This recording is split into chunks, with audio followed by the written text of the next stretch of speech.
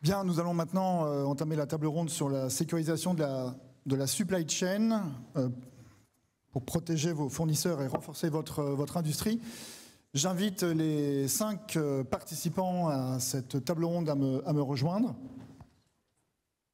J'ai le plaisir d'accueillir Élise Babelard, coordinateur sûreté de la supply chain chez Airbus, Samuel Bror, Regional Security Manager chez Schneider Electric, Lucille Coupé, Gouvernance Security Group et gestion des risques des tiers chez Essilor-Luxottica, Raymond Birens, Chairman of the Board chez Connect to Trust Foundation, et Catherine Wang, Principal Public Sector chez Sandboxax. J'espère que j'ai bien prononcé. Alors, je vous ai présenté brièvement. Peut-être chacun d'entre vous peut prendre 1 ou 2 minutes pour se présenter et présenter son entreprise. Je commence avec vous. Eh bien, bonjour à tous. Je suis Élise Babelard-Roland, donc je suis en charge en fait de définir et de coordonner le programme lié à la sécurité de la supply chain au sein du département corporate sécurité d'Airbus. Et je suis aussi en parallèle formatrice cyber en tant que réserviste à la Marine nationale. Donc Airbus, je pense que tout le monde connaît Airbus ici. Airbus est un des leaders mondiaux au niveau en tant que constructeur aéronautique, mais pas que. Il se place aussi sur la partie défense, sur la partie spatiale, via sa division Airbus Defence Space, et au niveau aussi des hélicoptères, via Airbus Hélicoptères. Lucille. Bonjour à tous. Alors moi c'est beaucoup plus simple. Nous on fabrique des lunettes et des équipements pour fabriquer des lunettes et aussi pour le diagnostic au sein de toute la chaîne des opticiens et des ophtalmos. Donc je suis dans la cyber depuis une quinzaine d'années avec différents rôles et aujourd'hui en charge de la gestion des risques des tiers au sein de la direction groupe, donc pôle gouvernance, direction des risques groupe Essilor-Luxottica. Très bien, Samuel. Oui, donc comme ça a été dit, donc moi je travaille dans les équipes CISO de Schneider Electric. Donc Schneider Electric, je vais pas présenter l'entreprise, je pense que tout le monde connaît. Je suis également administrateur occlusif. Alors chez Schneider, on a un peu plus de 50 000 parties prenantes dans l'écosystème de l'entreprise, d'où l'intérêt d'aborder le sujet supply chain, on y reviendra juste après. Catherine. Good morning, everyone. My name is Catherine Wang. Bonjour à tous, je m'appelle Catherine Reed, je suis très heureuse d'être ici. Je représente une entreprise qui s'appelle Seamless HQ. En fait, on est dans l'intersection stratégique entre les technologies quantum et l'IA. Donc, ce qu'on fait, c'est donc tout ce qui est la navigation, la simulation et aussi tout ce qui est la cybersécurité, bien sûr. Donc, c'est ce qu'on va voir aujourd'hui. Et avant ça, j'étais chez Google depuis 16 ans, donc je travaille dans la cyber depuis 16 ans. So Raymond Birens, chairman of the board of Connect to Trust Foundation. We're an NGO that is, Nous sommes une ONG et on travaille avec plusieurs gouvernements et aussi dans le secteur privé. Et ce qu'on fait, c'est qu'on se concentre sur les entreprises qui sont des multinationales, donc en général, donc entre plusieurs pays, et qui sont assez grosses et donc complexes d'un point de vue informatique. Merci pour cette présentation rapide. Alors, quand on débute une table ronde, il est parfois utile de définir les périmètres et j'aimerais que vous exerciez à cette définition. Je vais commencer avec vous, Élise. Peut-être définir ce qu'est la supply chain, de votre point de vue. Alors la supply chain, c'est un vaste sujet parce qu'en fait la supply chain c'est tout un écosystème en fait qu'il faut prendre en considération. Ça démarre de la conception du produit jusqu'à en fait sa livraison finale jusqu'au client. Si on prend typiquement l'exemple d'Airbus, Airbus c'est plus de 18 000 fournisseurs en terrain. Qui se divise en, on va dire, 3 catégories. Une première catégorie qui se définit en fait à travers des fournisseurs vraiment très orientés aéronautiques et qui sont soumis à des réglementations spécifiques en la matière. On a une deuxième catégorie qui se définit aussi à travers des fournisseurs orientés très aéro, mais pas forcément soumis à des réglementations spécifiques. Et on a une troisième catégorie aussi, qui sont des fournisseurs hors aéro, mais qui participent à l'ensemble en fait de l'écosystème aéronautique à travers ses produits et ses services qu'il délivre. J'enchaîne avec vous. Allez-y. Alors, supply chain, initialement, le terme était quand même très lié à l'industrie. Supply, provide, c'était vraiment fournir quelque chose pour un client final. Aujourd'hui, on se rend compte que c'est vraiment un sujet de gouvernance d'entreprise. On a de moins en moins de limites de périmètre. Moi, j'en ai aucun. Au sein de la direction des risques groupe, finalement, à partir du moment où c'est un produit, un service, quelque chose qui se vend à notre groupe, à partir d'une entité qui n'appartient pas au groupe, ça devient ce qu'on a requalifié vendeur. Comme tu le disais très bien, ou la personne juste avant, finalement, supplier ou provider, fournisseur, ça reflète plus vraiment les enjeux d'aujourd'hui.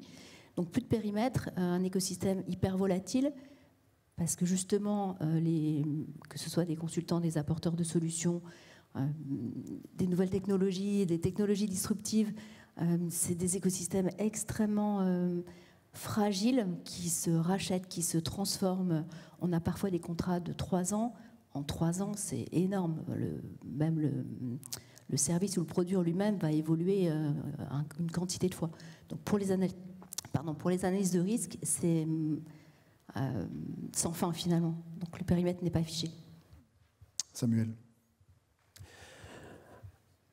Alors, juste pour compléter peut-être, on fait beaucoup de choses chez Schneider, donc on peut être aussi bien en train de développer une solution domotique qui va finir chez un particulier, puis accompagner un acteur qui va faire du développement éolien. Et dans ce cadre-là, on va retrouver tout un écosystème de providers, de vendors, enfin, ça a été dit. Ça amène dans notre organisation, on accorde beaucoup d'importance à la chaîne de valeur, raison pour laquelle on a une organisation spécifique dans la team cyber qui manage ce risque supply chain sur toutes les étapes du cycle de vie d'un produit qui peut être hardware comme software. Donc vous verrez qu'autour du hard et du soft, on peut avoir un écosystème relativement large. Et donc pour ça, la stratégie, c'est que nous-mêmes, on soit aussi honneur des risques qui concernent l'écosystème, aussi bien les filiales qui sont rattachées au groupe, mais aussi nos partenaires avec qui on est amené à travailler. Peut-être pour compléter ce qui a été dit aussi, donc effectivement on va retrouver les phases de design, on va retrouver les phases de manufacturing, on a un peu plus de 200 usines dans le monde, donc on a aussi un risque autour de ces activités-là, mais pas que, c'est-à-dire que lorsqu'on est amené à implémenter un système qui va se retrouver sur une ferme éolienne, je reprends mon exemple, eh bien on va avoir plusieurs étapes qui vont consister à opérer des tests en usine avant que la solution soit déployée chez le client ou sur site. Et donc on va retrouver ces phases de staging, de commissioning et d'operating, c'est-à-dire qu'en phase run, on a aussi un risque supply chain lié à l'écosystème qui sera amené à intervenir, soit pour faire de la maintenance, soit pour exploiter nos systèmes. Donc j'élargis en fait la supply chain jusque-là, sans compter la mise au rubis, qui là aussi on peut avoir un risque sur les données quand elles sont confidentielles qui pourraient être filtrées si on a une intrusion à cette étape. Moi, je vais être très bref. Je pense qu'on a déjà dit beaucoup de choses. On a la même compréhension. Ce que j'ajouterais, c'est que pour moi, la supply, c'est quelque chose de très... c'est comme une course en relais. Donc, vous passez le bâton à la personne suivante et par cette chaîne, si quelqu'un fait tomber le bâton, alors il y a un problème de cyber. Donc, ça fait sens quand votre organisation est petite. Vous avez 5 personnes dans votre équipe, mais quand vous avez la taille des personnes ici ou de vos organisations, alors c'est un problème d'entreprise. Donc, c'est pour ça que nous sommes tous ici aujourd'hui à parler de la supply chain, parce que chaque maillon faible, finalement, a ses propres vulnérabilités qui peuvent compromettre notre mission.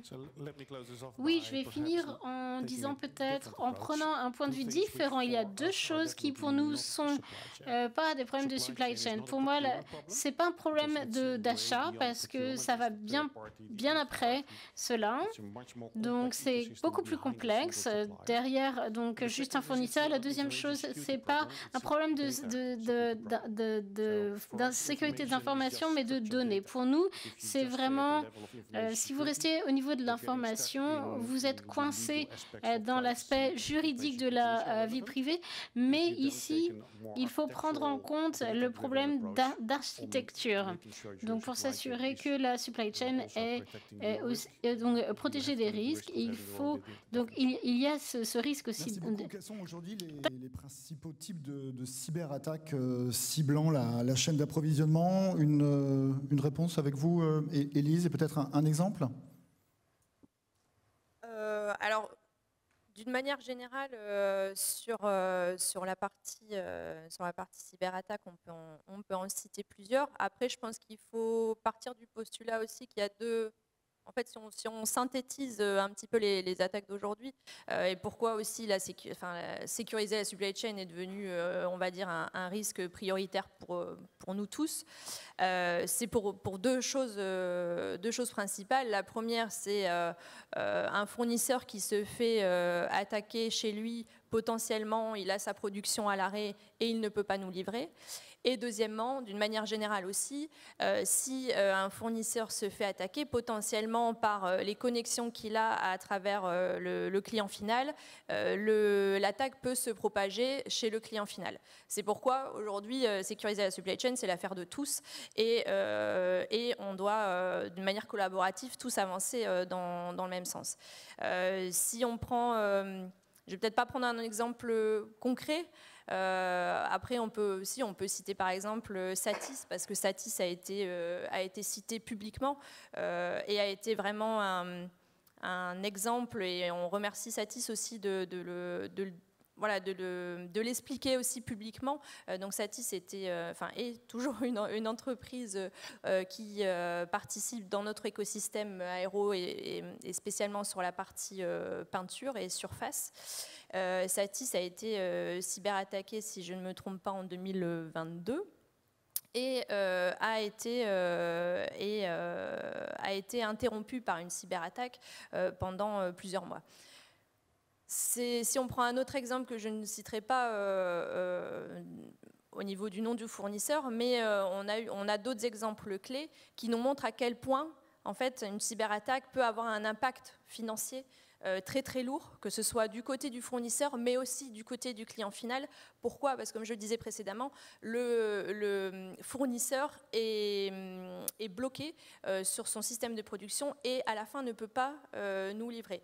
On a eu des cas où on a eu des avions au sol, et un avion au sol, ça coûte très très cher, et ça a un coût qui monte à plusieurs milliers et millions d'euros dû à une cyberattaque. Voilà ce que je peux dire aujourd'hui en termes d'exemple. Lucille. Alors pour illustrer aussi et pour prendre ce sujet sous un autre angle, donc c'est très bien quand on sait. Alors pardon, c'est très bien. Dans le monde de la cyber, on est content quand on a vu qu'il y avait une attaque, parce qu'au moins, voilà, il y a peut-être d'autres choses. Au moins celle-là, on l'a vu. Côté fournisseur, c'est plus compliqué parce que les fournisseurs qui sont attaqués ne nous le disent pas forcément. C'est pas forcément révélé publiquement. Et parfois, business as usual, on ne le sait pas. Donc la partie monitoring est extrêmement importante aujourd'hui. Et aujourd'hui, les participants des événements précédents l'ont dit, c'est une question de confiance et il faut vraiment remettre l'humain au centre. C'est-à-dire que ce n'est pas juste un contrat entre deux sociétés, c'est aussi des individus qui font qu'il y a une réalisation de ce contrat. Opérationnellement, ça va exister. Et donc, c'est encore plus important de les monitorer parce que parfois, alors, il y a une semaine, j'ai appelé un fournisseur en lui disant « Coucou, vous êtes sous attaque ». Donc, je l'ai vu, alors, par LinkedIn, ceux qui savent, voilà. Donc, ce n'est pas non plus que des outils hyper chers. Parfois, on peut aussi déceler un certain nombre de choses. Et par rebond sur un écosystème que je connaissais bien, voilà, en creusant un peu, on a fait ce qu'il fallait. Et ben, on était en gestion de crise, finalement, comme ce qu'on fait avec nos filiales. Donc, ça peut aller très, très loin. Et ça va derrière jusqu'au plan de remédiation qu'on suit avec le fournisseur. Catherine ou Samuel, si vous voulez intervenir. Oui, je vais dire quelque chose d'un peu différent aussi. J'ai dit que ça fait plusieurs années que je travaille dans la cyber et j'ai passé beaucoup de temps à travailler avec le gouvernement fédéral aux US et je voulais apporter donc un angle. Ici, pour ceux qui n'utilisent pas seulement la technologie, mais qui créent la technologie. Donc, on a parlé tout à l'heure du problème des hardware, du matériel. Et quand on réfléchit à la supply chain et on s'assure que les appareils que vous apportez au bureau, les entreprises, qu'ils sont sécurisés, donc ça, c'est une menace. On voit ce qui se passe aujourd'hui. Donc, on voit l'exfiltration des données. Et je voulais vous parler d'une cyber qui ne veut pas que vous sachiez qu'ils sont là. C'est dans leur intérêt de continuer à vous voir travailler normalement parce que le plus vous produisez, le plus ils peuvent infiltrer et voler. Donc ici, on parle de la vulnérabilité de la supply chain qui est compromise et qui compromet votre propriété intellectuelle parce que vous n'avez pas pris les précautions de verrouiller ça. Donc, ce qu'on voit d'un point de vue du hardware, ça se passe beaucoup, même en Chine en particulier. Imaginez si vous êtes en mesure de produire donc à bas coût beaucoup de matériel, en particulier pendant le Covid, etc., où beaucoup de ce matériel était difficile à trouver. Donc, d'une manière ou d'une autre, maintenant, on a donc du matériel qui fait, mais de manière qui n'est pas sécurisée. Et donc, c'est ce qui arrive chez nous, finalement, et qui est connecté à nos appareils dans nos entreprises. Donc, ça, c'est une question nouvelle où je vois beaucoup de vulnérabilité. Samuel? Peut-être partager quelques chiffres pour ce qui nous concerne. Ne serait-ce que pour la France, c'est presque un incident qui concerne un supplier qui œuvre avec nous par semaine depuis 4-5 mois. Donc pour vous dire que ce risque est majeur et qu'il faut l'adresser. Et on en parlera tout à l'heure, on parlera des enjeux de la visibilité et du monitoring, c'est fondamental. Voilà ce que je peux dire en termes de chiffres. Je n'ai pas d'autres éléments sur cette question. Mais visibilité, ça c'est vraiment important, avec un impact sur un incident qu'on pourrait avoir chez un supplier qui peut toucher différentes strates. Le business, ça a été dit, mais ça peut être aussi l'image de l'entreprise à travers une entité avec laquelle on travaille sur des sujets ressources humaines, finances, qui n'a pas un direct lien avec le business qu'on adresse pour un utilisateur ou un end-user. Mais en fait, ça fait partie du landscape qu'il faut adresser lorsqu'on aborde le thème supply chain. Vraiment?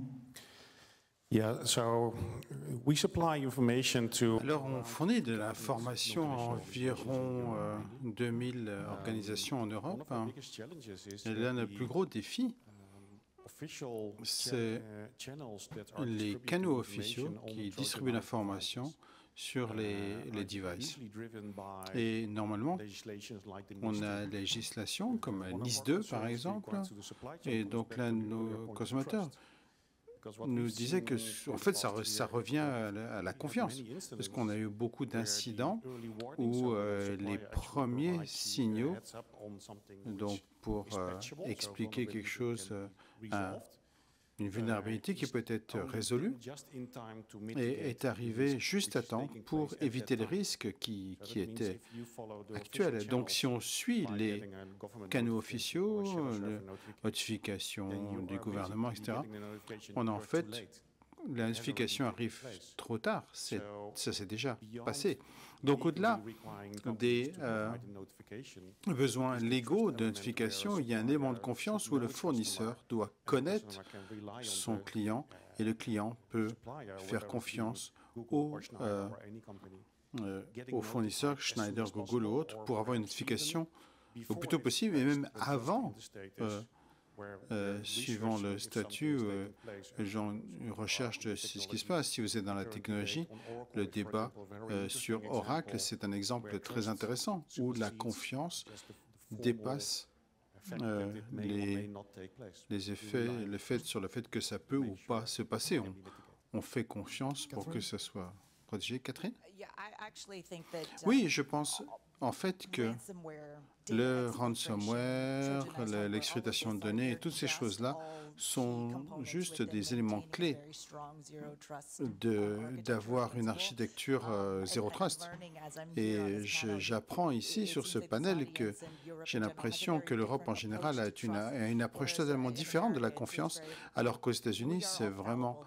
On est tous faillibles, donc on ne se fait pas confiance. Donc on ne fait pas confiance aux adversaires, la créativité des adversaires pour exploiter nos propres failles psychologiques. Donc je suis tout à fait d'accord. Si la supply chain, la chaîne d'approvisionnement est zéro trust est la source. Si on essaye de résumer les arguments, pourquoi la supply chain est-elle devenue une telle cible privilégiée pour les cybercriminels? Eh bien, c'est plus facile en fait, parce que finalement, le cycle de vie, comme il est quand même très lié à l'industrie, on retombe aussi dans la partie OT, IoT, IT de base, qui parfois les équipes préfèrent faire des POC, vérifier que les backups sont bien faits, donc back to basics. Et finalement, c'est des écosystèmes qui sont très très lents. Le cycle de vie d'un équipement, quand on fabrique des robots, les robots, 50 ans après, ils sont toujours là. Il y a des petites avancées évidemment technologiques, mais finalement, même en mettant de l'intelligence artificielle dessus, le robot en lui-même, c'est le même socle. Donc il y a des choses qui sont très très lentes à faire évoluer. Et donc c'est très facile, beaucoup plus que dans des écosystèmes qui n'ont qu'une durée de vie de 2 ans ou au maximum. C'est plus facile de rentrer et d'y rester et d'écouter ce qui se passe. Et donc, il y a vraiment un écart majeur entre cette situation-là et l'avancée des nouvelles technologies, notamment avec l'intelligence artificielle, évidemment, et autres, et le quantique, parce que quantique plus intelligence artificielle, là, moi, je ne sais pas. Hein. Honnêtement. Les deux combinés, ça va être compliqué. Et donc, du coup, cet écart-là, c'est vraiment un grand écart. Donc, tous les jours, il faut se poser la question de se dire, OK, est-ce que les basiques sont respectés? Parce que, voilà, on le disait, aujourd'hui, c'est un sujet de gouvernance, mais si on ne descend pas dans les usines pour voir, évidemment, comment ça se passe, comment les process sont adaptés, et un process, c'est rien du tout, finalement, d'entreprise par rapport à un process de procédé, de méthodologie sur une ligne de prod, et avec une surveillance qui parfois est juste un outil quelque part qui va monitorer une centaine de vendeurs, quoi. Il faut vraiment mettre tout ça en commun, et c'est multicouche. Élise, Samuel? Si je reprends l'exemple d'Airbus, Airbus, comme je disais précédemment, c'est plus de 18 000 fournisseurs en tier 1, donc vous pouvez imaginer la surface d'attaque associée. Il faut prendre aussi en considération que parmi ces 18 000 fournisseurs, et je parle évidemment que des tiers 1, après il y a aussi tout le challenge des tiers N associés, mais 18 000 fournisseurs, ça veut dire aussi des profils qui sont complètement différents. On va de la grande entreprise à la PME, TPE, TI ou aux entreprises familiales. Il faut prendre en considération ces profils-là qui sont complètement différents et qui amènent à se poser aussi des questions sur quelles sont aussi les priorités de ces entreprises-là. Et je pense qu'il faut vraiment, quand on parle de sécurité de la supply chain, il faut aussi vraiment se placer du côté du fournisseur et essayer de comprendre ses propres problématiques et de se dire, bon, l'entreprise qui est typiquement qui est familiale, c'est une entreprise où il y a 3 personnes, typiquement au fin fond du Tarn. Honnêtement, on lui parle de cybersécurité, ça ne lui parle absolument pas et ce n'est pas sa priorité. Et donc, malgré tout, c'est peut-être potentiellement un fournisseur qui est monodépendant et si ce fournisseur-là se fait hacker, on aura un réel problème en termes de livraison. Et donc, la question qui se pose, c'est qu'est-ce qu'on peut réellement obtenir d'un fournisseur de ce profil-là en termes de cybersécurité, comment on peut l'accompagner au mieux, quelles seront les priorités face aux produits et aux services qu'il va délivrer. Et là, c'est vraiment, on parlait de sensibilisation, on parlait de confiance, mais c'est aussi un vrai accompagnement que nous aussi, les grands groupes, devons vraiment faire pour sécuriser au mieux tout l'écosystème tout en prenant en compte les différents profils. On va y revenir effectivement. Samuel ? Oui, je rejoins tout à fait ce qui est ressenti chez Airbus. On a un peu les mêmes profils de suppliers. On peut avoir des très très petites entités où on a 2 ou 3 personnes qui font de la mécanique, qui, dit comme ça, ne sont pas at risk en digital aspect parce qu'ils ne fournissent pas de produits avec de la connectivité. Seulement s'ils sont concernés, et d'ailleurs j'ai quelques exemples en tête, s'ils sont concernés par un cyberincident, on pourrait l'évaluer comme étant risque low, étant donné qu'ils ne sont pas du tout connectés à nous, pas de risque direct sur nos produits, simplement si ils sont indisponibles dans la production de leurs enveloppes dans laquelle on va mettre certains de nos produits, des enveloppes mécaniques, eh bien on a un impact business direct. Et là, pour le coup, ces gens-là qui font de la mécanique sont évidemment moins matures que d'autres qui sont censés nous aider à développer un software. Donc il y a vraiment une population très éparse en termes de maturité, et donc ça génère en fait beaucoup de bruit, ou en tout cas beaucoup de temps à passer pour les onboarder sur mieux intégrer la cyber, même si on n'est pas dans le cœur de métier. So, can I add? Alors, j'apprécie vraiment ces 2 commentaires, surtout pour les petites entreprises, et également comment est-ce qu'on fait cet équilibre entre les priorités et la sécurité. Dans l'industrie, puisqu'on parle d'industrie ici, on récompense la vitesse par rapport à la sécurité. Et ça, c'est le gros problème. Il faut trouver un meilleur équilibre entre les deux. Et tous les gens d'ici, dans le public, qui ne sont pas d'une grande entreprise comme Boeing, General Electric, si vous êtes inquiet, mes données ça ne vaut pas le coup d'être volées. Moi, j'ai vu des vulnérabilités de supply chain qui donnaient beaucoup de mouvements pour hacker des applications de rencontres qui sont utilisées pour... et on a des fois aussi des attaques sur du matériel médical qui tiennent les gens qui demandent des rançons sans avoir à kidnapper quoi que ce soit, parce que c'est un matériel médical. Donc, vitesse par rapport à la sécurité, quand on pense des données ou de la sécurité, il ne faut pas sous-estimer la valeur de ces données pour un adversaire et le besoin de renforcer la supply chain. Finalement, ce qu'on est en train de dire là, la pierre angulaire, c'est d'arrêter de penser qu'un fournisseur, vendeur, peu importe comment vous l'appelez, est critique par le volume économique qu'il représente dans la société, ou parce qu'il livre, il est en business avec un des métiers critiques de l'entreprise. Et c'est ça qui est très compliqué. Quand je disais tout à l'heure qu'il n'y avait pas de limite, il n'y a pas de limite géographique, il n'y a pas de limite de métier. C'est comme une empreinte digitale en fait. Quand vous rencontrez quelqu'un pour la première fois, vous voulez savoir à qui vous avez affaire. Là, c'est exactement pareil. Donc, forcément, si c'est un vendeur de table, vous allez dire, bon, ok, c'est pas très très grave. Au pire, ce qu'il y a sur la table va tomber, se casser avec la table, c'est pas très grave. Sauf que peut-être que dans 6 mois, cette table va être connectée. Et ça, on n'en sait rien. Donc, connaître bien le business et connaître bien les vendeurs dans ce qu'ils sont capables, dans leur profil, effectivement, qu'ils soient petits ou gros. Moi, j'adresse une start-up ou un grand groupe de la même façon. Et on est 250 000 dans le monde, 240 000, j'exagère un peu, et autant de business qui vont bien. On est dans 150 pays, on ne peut pas connaître tous les business et tous les fournisseurs. Donc à chaque fois, c'est la même évaluation et la même classification. C'est le même processus, que ce soit le numéro 1 du Gartner ou la dernière start-up qui, a priori, va faire un POC avec un business dans un coin et 3 personnes. On ne sait pas, demain, ça peut s'étendre. Et demain, si le métier ne va pas voir les achats, ça peut complètement envahir une partie du business à différents endroits. Donc le risque, il est vraiment présent partout. Alors, je pense que l'un des défis de gestion de la supply chain, surtout pour les plus grandes organisations, c'est à deux volets. Le premier, c'est que la supply chain, ce n'est pas davantage de cadres, plus de règles, surtout sur les petites organisations, puisqu'ils ne peuvent pas gérer ça comme une grande organisation. Surtout au niveau de menaces, il faut prendre ça en compte. Et le deuxième volet, c'est que c'est la volonté de payer.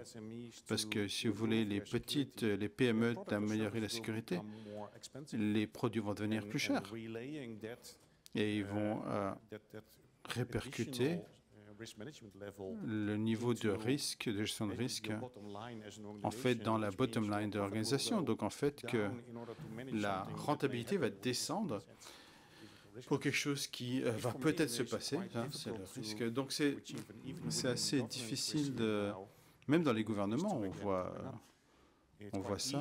C'est facile pour un secteur d'être plus strict sur le cyber, mais si on achète des choses de ce secteur, bien souvent, on découvre que basé sur le prix et la qualité, la meilleure qualité au produit bas, mais en fin de compte, on achète d'une entreprise d'un pays qu'on n'a pas envie d'avoir.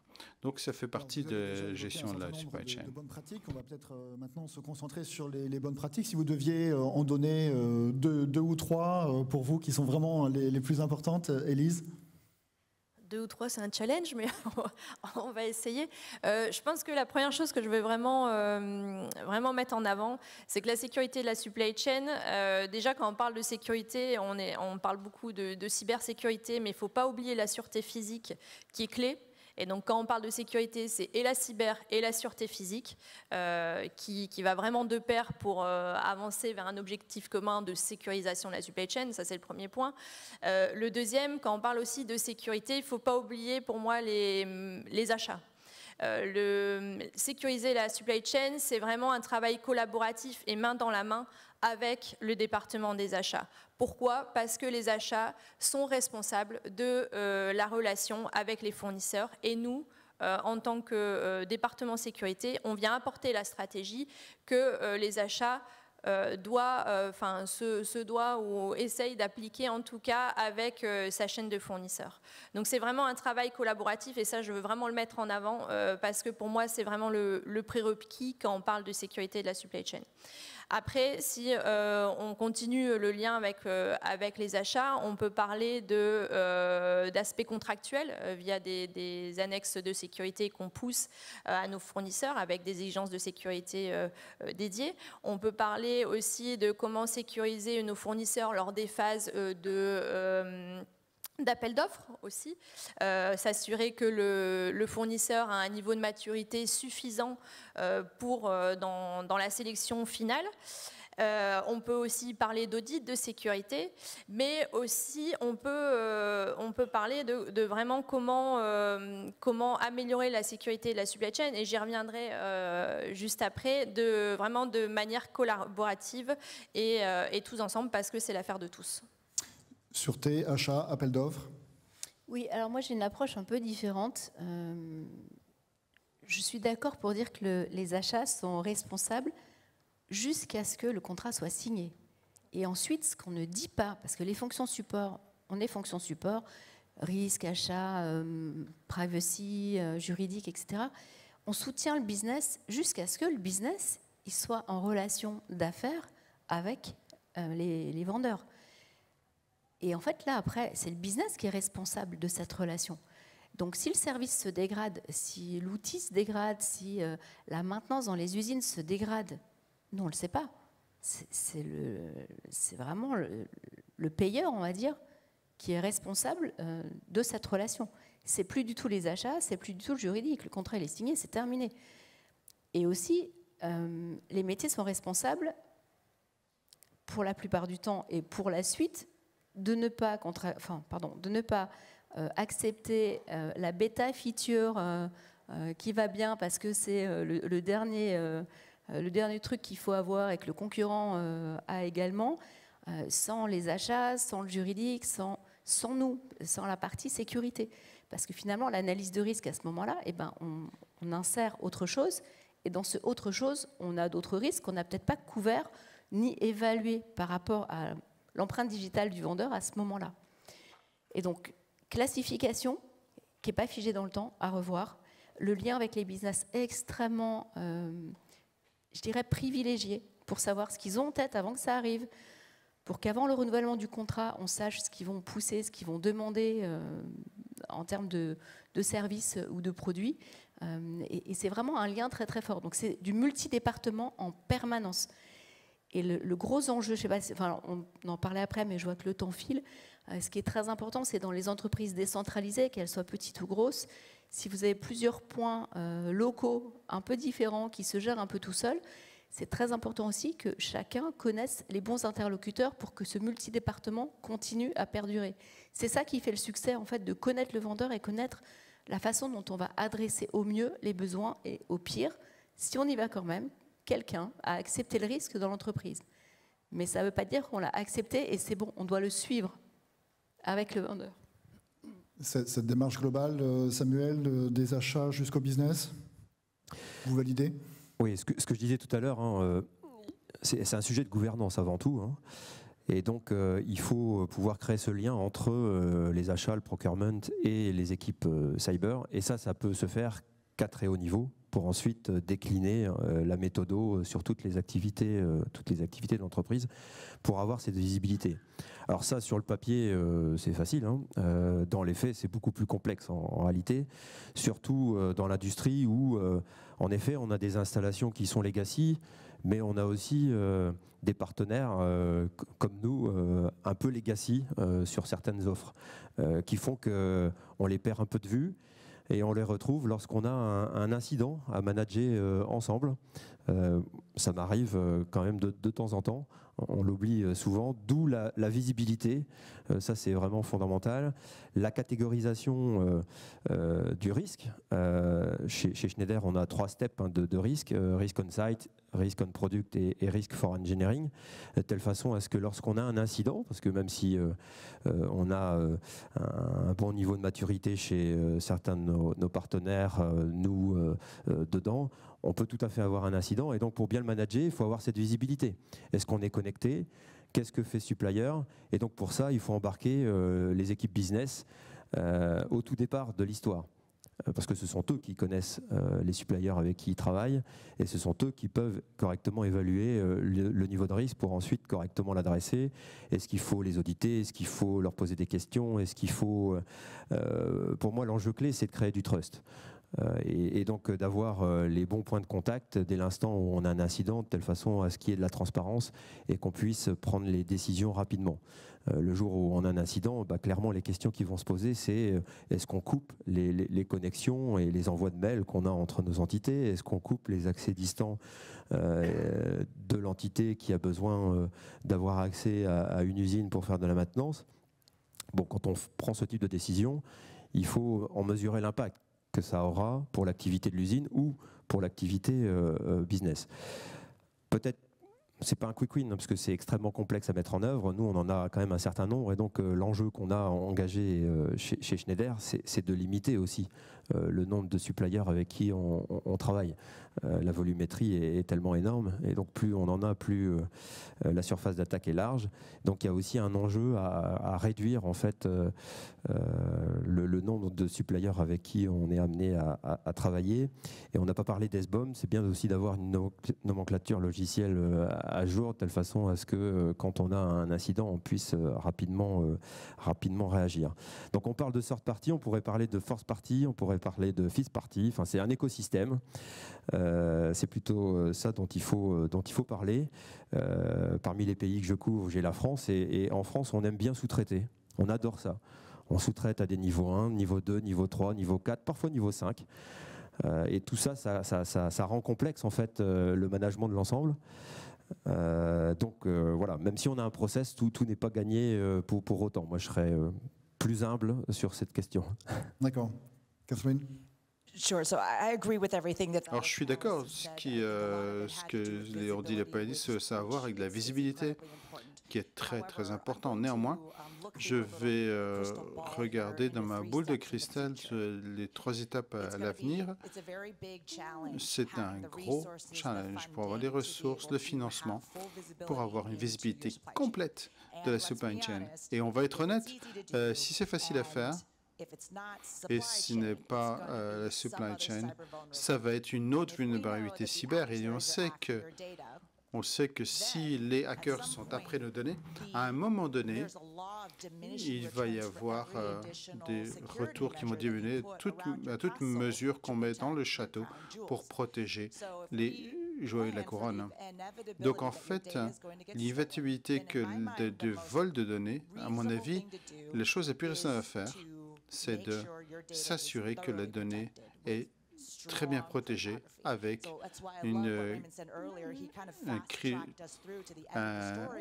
un encryptage, un encodage qui soit résistant. Et c'est tout à fait ce qui est à risque. L'une des meilleures pratiques, une des bonnes pratiques que je dirais, c'est de s'assurer que tout est bien verrouillé et s'assurer qu'on est à l'épreuve de l'avenir avec des possibilités post-quantiques, avec des algorithmes très forts, même s'il y a une faille, que les adversaires ne puissent rien faire avec ça.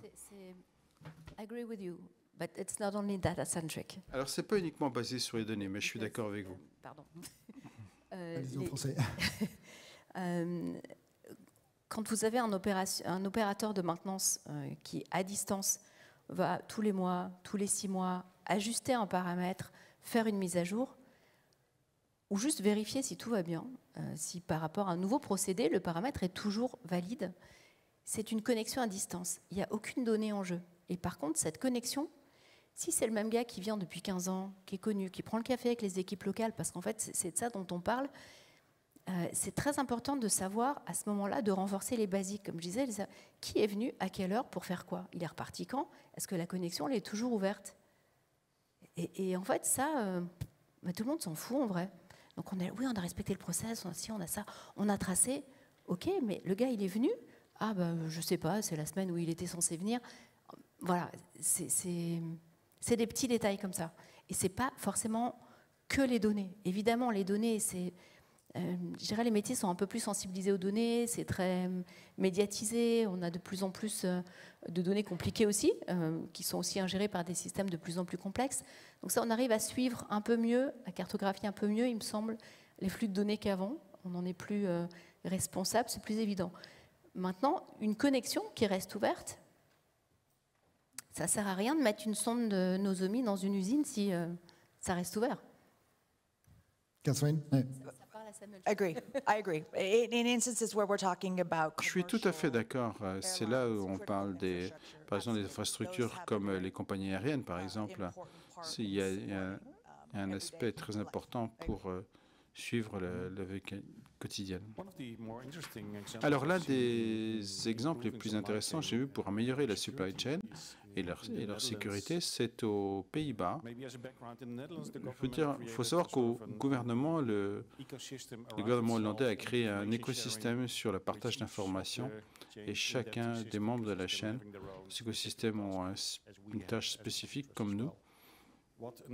Alors, beaucoup de ces ONG se sont rassemblés avec l'industrie pour avoir une méthodologie qui s'appelle Cyber Rating d'évaluation, qui peut s'appliquer à tout type d'entreprise pour déterminer la criticité de l'organisation. Et une fois que ça a été prouvé, été objectivé dans le sens qu'un tiers peut faire ceci, et ça apporte une certification, ce qui aide pour les présenter. Mais la deuxième étape, dans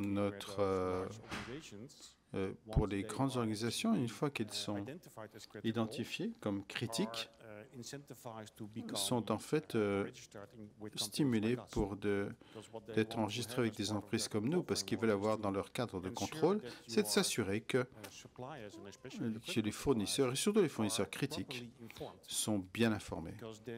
Parce qu'ensuite, on a une situation où ils ont l'information, et ensuite, on a une étape en disant, est-ce que vous pouvez agir sur ce sujet? Qu'est-ce qui vous manque quelque chose? Quelles sont les questions, etc. Donc, qu'est-ce qui est derrière tout ça? En fait, cette approche à deux aspects est efficace. Et on peut faire ça dans tous les pays. Alors, il nous reste 5 minutes avant de prendre les questions du public. Élise, tout à l'heure, vous parliez de démarche collaborative. Quels sont les principaux freins à cette démarche collaborative au sein de l'entreprise? Alors, il y en a plusieurs et si on fait le lien à ce qu'on disait précédemment et je rebondis sur la partie business, le business effectivement est clé et on est vraiment au final dans un trio gagnant sécurité, achat, business. Le challenge qu'on a avec le business, c'est vraiment de vulgariser la sécurité et de quantifier aussi le risque associé, de leur faire comprendre pourquoi la sécurité est importante. La sécurité, d'un point de vue business, elle est vue d'un point de vue un petit peu trop technique, je pense, et vraiment vue comme une contrainte. Aujourd'hui, nous, on a le challenge de vraiment leur faire comprendre à quel point la sécurité peut avoir un impact sur leur business. Donc ça, c'est la première chose. En termes de freins aussi, d'une manière un peu plus globale. Je vais reprendre une citation mais qui paraît un peu bateau, mais qui je pense, est vraiment vrai, s'applique en tout cas dans l'écosystème de la supply chain. Seul, on va plus vite, mais ensemble, on va plus loin. Et je pense que ça définit vraiment la posture qu'on a aujourd'hui et celle aussi vers laquelle on doit tendre tous ensemble. La sécurité, elle est pour moi, elle n'est pas définie dans un secteur particulier. Bien sûr, chaque secteur a ses spécificités sur la partie produits et services.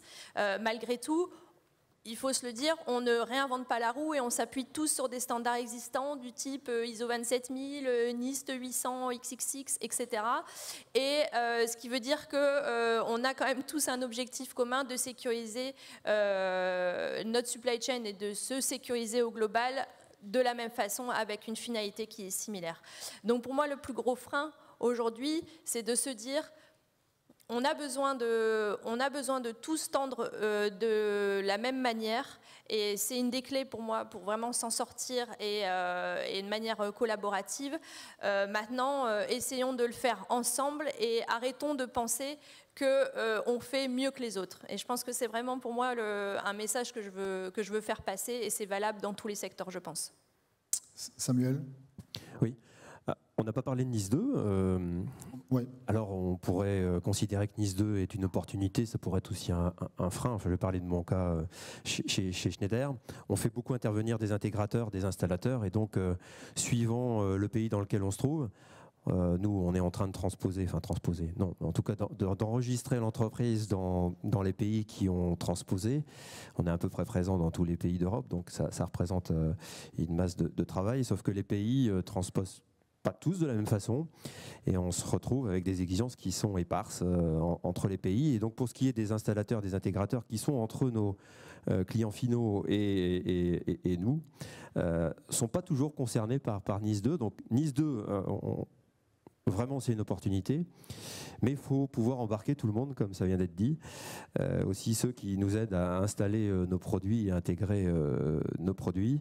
Et donc, il y a probablement ça qui manque un peu. Hein. C'est pas prévu en France, c'est prévu en Allemagne. Donc, bon, ça pose des questions sur parler le même langage. On peut parler aussi des normes, hein, que tout le monde soit cadencé de la même façon dans l'écosystème pour pouvoir faire appliquer les mêmes règles. C'est quand même plus simple lorsqu'on parle le même langage.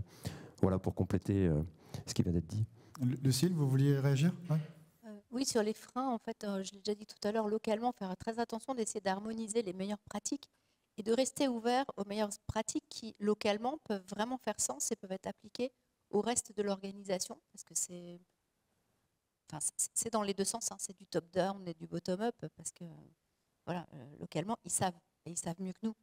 Par contre, c'est pas toujours transposable partout, donc bien gérer ça. Et deuxième chose un peu moins évidente, et je voulais, merci pour avoir cité la partie security rating. C'est important parce que c'est le step 0 pour savoir à qui on a affaire, mais ça ne fait pas tout. Et il y a beaucoup d'équipes qui se reposent là-dessus. Ah ben j'ai le dernier rapport je ne vais pas les citer, mais on les connaît tous, de ces outils-là. Et parfois, voilà, un score de 820 sur 900, super, ça augmente le niveau de maturité. C'est beau dans un rapport. Et parfois, il y a 0 adresse IP scannée. Donc ça veut dire qu'en fait, juste, c'est du vent. Donc, il faut bien comprendre comment c'est fait derrière et ce que ça veut dire. Donc, la plupart maintenant des outils de rating s'appuient sur des CTI. C'est pareil. Il y a quoi là-dedans? Il faut le transmettre aux équipes. Et jusqu'aux équipes locales, il faut vraiment qu'ils comprennent ce qu'il y a derrière le chiffre et ce qu'ils regardent. Est-ce qu'ils ont monitoré la bonne entreprise? Ah ben non, je ne sais pas trop, alors j'ai pris l'entreprise chapeau. Oui, mais du coup, s'il y a un incident qui se passe dans une filiale, on n'est pas averti du tout, en fait, si on ne monitore pas cette filiale aussi. Voilà. Catherine? En fait, il y a les incentives aussi. Donc, je pense que quand on regarde un petit peu tous les efforts cumulés ici, tout le monde ici doit se battre pour prioriser la cybersécurité. Tout le monde ici doit se battre pour le budget, pour soutenir la supply chain et la gestion des vulnérabilités. Mais si on pouvait créer des incentives potentiellement avec ces programmes en tête, et si vous pouvez montrer un niveau de cybersécurité, de résilience, peut-être une assurance qui serait moins chère, ou peut-être que les pays pourraient offrir des réductions d'impôts. On pourrait réduire les coûts pour les opérateurs pour soutenir la gestion des vulnérabilités ou les initiatives en rabaissant les coûts, par exemple. Donc, ça serait un peu comme une carotte plutôt qu'un bâton. Donc cette année, en fait, je vais présenter ma recherche sur la prise de décision par rapport au risque numérique. Je pense qu'il y a un obstacle dont on n'a pas parlé, c'est au niveau du board, au niveau des PDG, parce que s'il y a bien un défi que je vois, moi, c'est qu'il y a encore un problème technique aussi. Mais c'est un problème humain, en fait. Et en fait, si les gens le voient comme quelque chose qu'on peut contrôler, c'est-à-dire que vous avez un problème et puis vous mettez en place une solution et puis vous avez fini, alors ça devient la source d'un autre problème global. Et tant que les gens, les praticiens ou à quelque niveau que ce soit, n'acceptent pas le fait que la technologie est de plus en plus dynamique, en fait, donc les activités changent et en fait le processus s'améliore. Il y a des risques qui augmentent également et on ne peut pas améliorer un processus sans accepter la dynamique de cette transformation. Donc, si quelqu'un veut avoir une approche des risques qui soit conforme ou avoir un outil ou passer sur le cloud, etc., en fait, ce n'est pas la bonne approche et ils devront en payer les conséquences. Donc, à tous les niveaux, il faut adopter cet état d'esprit dynamique. Ça change tout le temps, en fait. C'est pas toujours facile à accepter, mais c'est nécessaire pour suivre la cadence, finalement. On va avoir maintenant 10 minutes pour prendre des questions dans la salle. Est-ce que vous avez des questions à poser à nos invités? Monsieur, oui? Tout d'abord, merci. Petite question pour élargir un peu le débat. Peut-être pas sur sécuriser sa supply chain, mais se sécuriser par rapport à sa supply chain soi-même. On parlait tout à l'heure de démarches collaboratives. Dans le cadre de grands fournisseurs, notamment dans le numérique et outre-Atlantique, j'ai envie de dire, parfois on va avoir du mal à négocier certaines clauses contractuelles et on va dire se prémunir de certains éléments qui sont prévus par ces fournisseurs-là. Donc je voulais savoir, je peux parler d'extraterritorialité, notamment aussi d'exfiltration potentielle qui pourrait demander. Donc je voulais savoir si vous aviez rencontré ces problèmes-là et comment vous aviez réussi à peut-être vous prémunir de ce genre d'éléments. Merci. Qui veut répondre? Moi, j'ai le cas toutes les semaines, clairement, que ce soit des très grands fournisseurs ou des startups qui disent non, moi c'est mon template et c'est comme ça, et vos prérequis de sécurité. En fait, non, parce que comme je sais que vous voulez notre produit et que le business nous dit déjà on aurait dû signer depuis une semaine, ils attendent. Et en fait, il faut avoir une posture forte. Et en fait, on se rend compte que là, si on parle aux humains qui travaillent dans l'entreprise, déjà, ça va un peu mieux, mais de toute façon, ce sera leurs terms and conditions. Donc, c'est là qu'il faut absolument sensibiliser, former vos business pour qu'ils n'y aillent jamais tout seuls. Parce que là, le métier de négociateur au sein des achats, c'est lui qui nous sauve. Donc, les enjeux aussi de l'évaluation sécu, privacy, finance, due diligence, sont très importants parce que tout ça sont des leviers pour montrer les faiblesses du vendeur au vendeur lui-même, en disant attendez, là, vous regardez, probablement là, c'est pas le miroir que vous avez. Nous, on a vu tout ça. Donc oui, on est intéressé par votre produit, mais on n'ira pas sans que vous nous expliquiez comment vous allez remédier à tout ça. Donc c'est encore une fois de la gestion de risque qu'on met dans le contrat, et ça peut permettre aussi de renforcer les clauses de liability où on va leur demander, en cas d'incident, un dédommagement beaucoup plus fort. Donc c'est que de la négo. Maybe a quick addition to widen it even more. Donc pour élargir encore plus, en fait, ce qu'on voit dans les grandes entreprises souvent, c'est qui suit l'ownership en fait. En fait, par exemple, on a beaucoup de cas en Europe.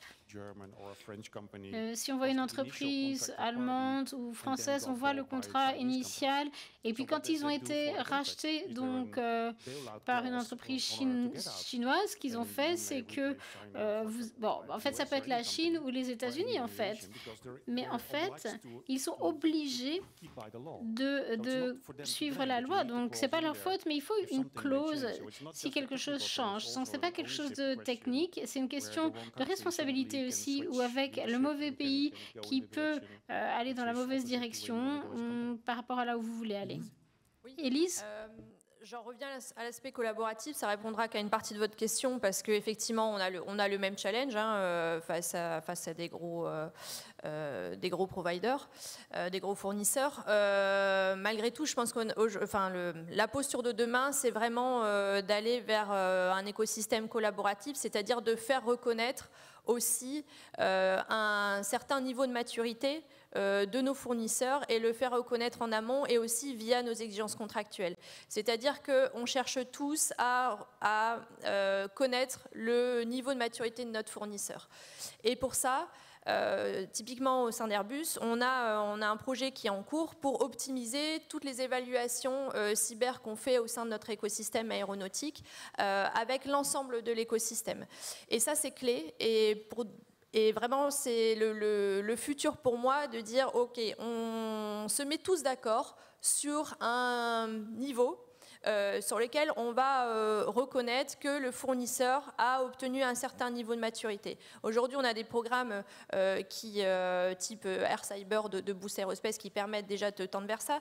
Mais demain, c'est vraiment de travailler avec l'ensemble de l'écosystème et de dire comment on évite de dupliquer les mêmes évaluations que l'on fait sur des fournisseurs qu'on a en commun.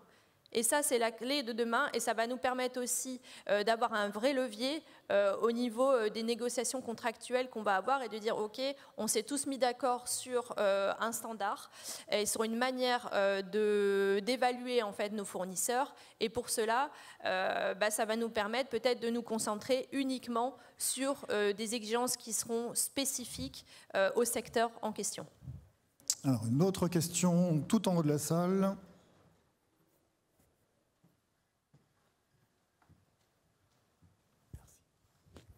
Bonjour à tous, merci à vous pour ces éclairages.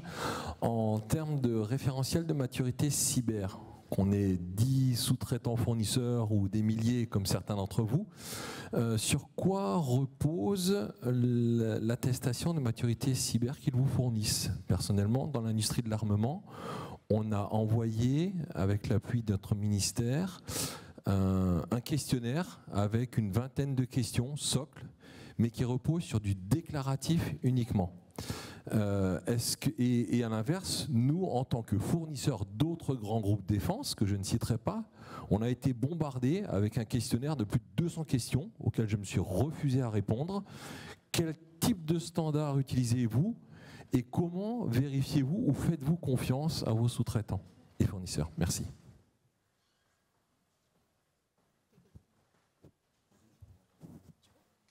Ah, ok. Qui veut répondre? Je démarre. Je souris parce que c'est un vrai challenge. On s'en rend bien compte en tant que gros industriel.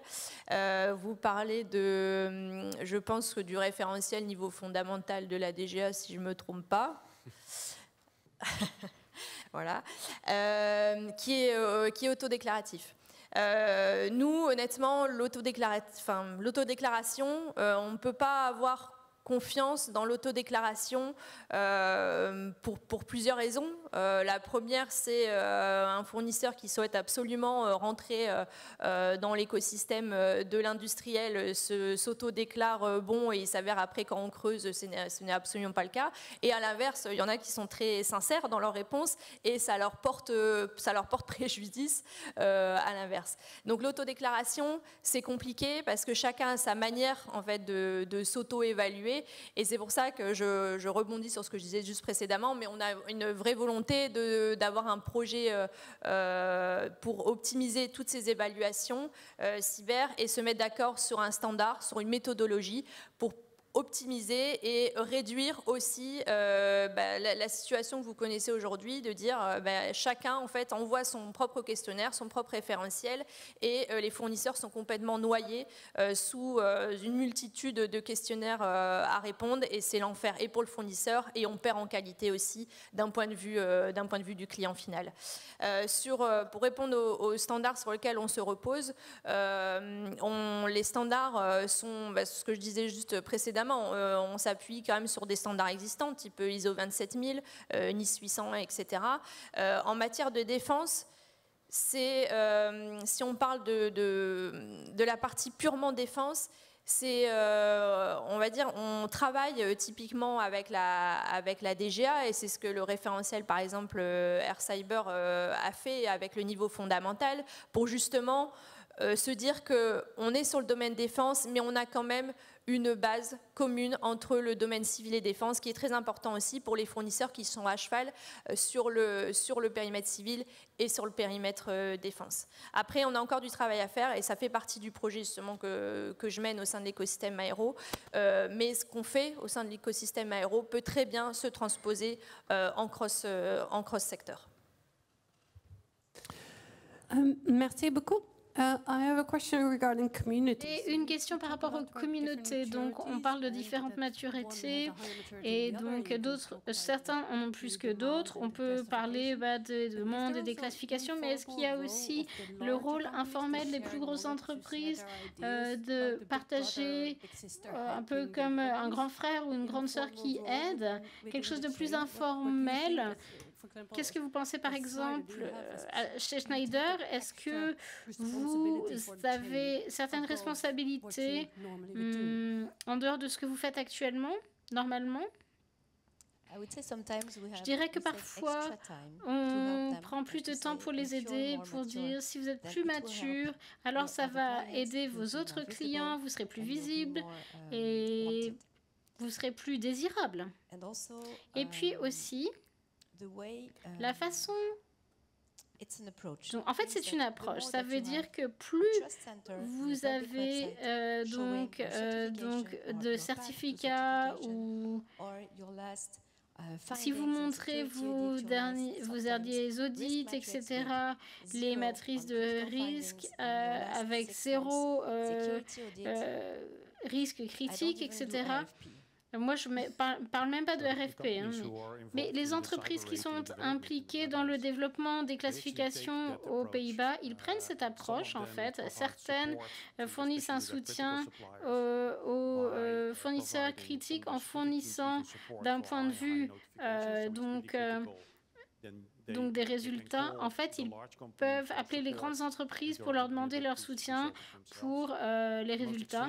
Et l'exemple le plus extrême qu'on a vu, c'est qu'on a vu une de ces entreprises qui voulait prêter de l'argent pour améliorer donc en sachant qu'ils payent donc le prix des services qu'ils fournissent.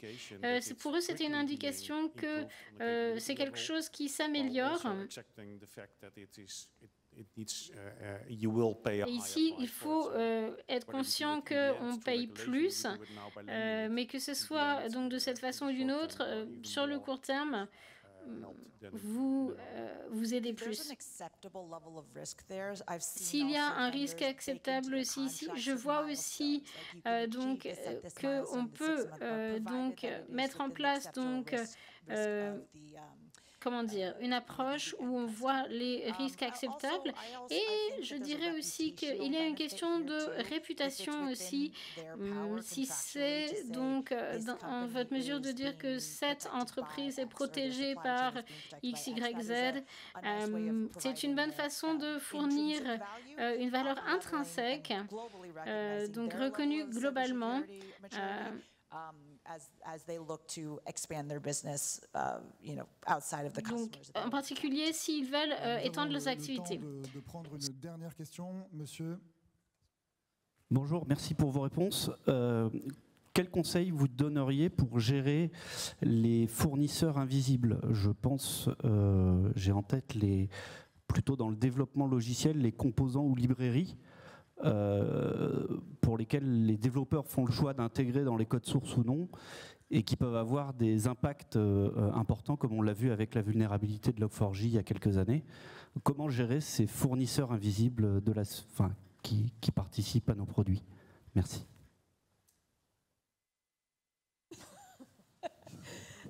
Deux mots, sensibilisation, formation, contrôle, audit de code, et rien lâcher.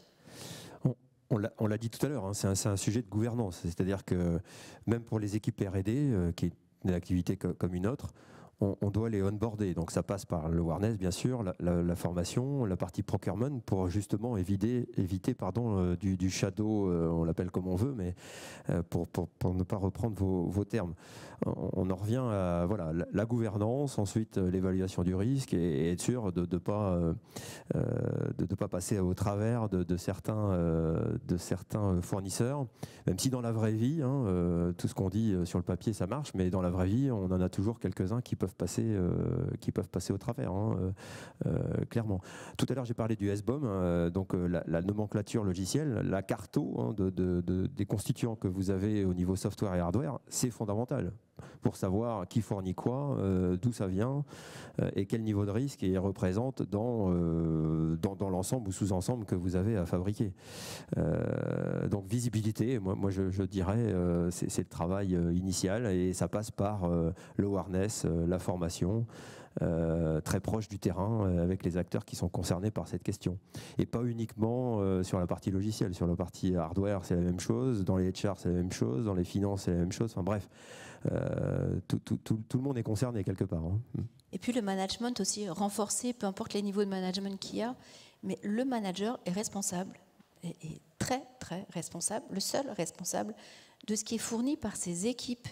Donc si le manager il est certifié depuis 10-15 ans que ça roule pépouze, non, juste qu'est-ce qui est livré dans 6 mois, on regarde qu'est-ce qui est demandé, voilà.